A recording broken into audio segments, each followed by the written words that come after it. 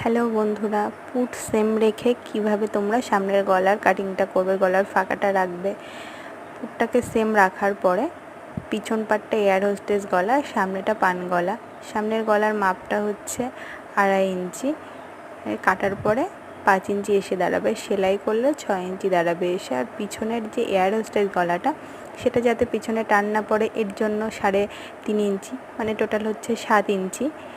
সেলাইয়ের পরে 8 ইঞ্চি হয়ে যাবে। এবার এটার জন্য পুটটাকে সেম কিভাবে রাখবে দেখো। কাটার পরে সেম মাপে কাটার পরে আমি কিন্তু সামনের গলার পুটটাকে 1/2 ইঞ্চি ঢুকিয়ে কেটে দিয়েছি, আর পিছন গলার মাপটাকে ভেতর থেকে 1/2 ইঞ্চি এক্সট্রা নিয়ে নিয়েছি। তাহলে এদিকের 1/2 ইঞ্চি, বগলের দিকের 1/2 ইঞ্চিটা গলার দিকে চলে গেছে। আর এই পুটটাকে সেম করে দিয়েছি, সামনের পুটটা আর পিছনের পুটটা সেম হয়ে গেছে। বোঝাতে পারলাম তোমাদেরকে? দেখো, ভালো লাগলে শেয়ার করো।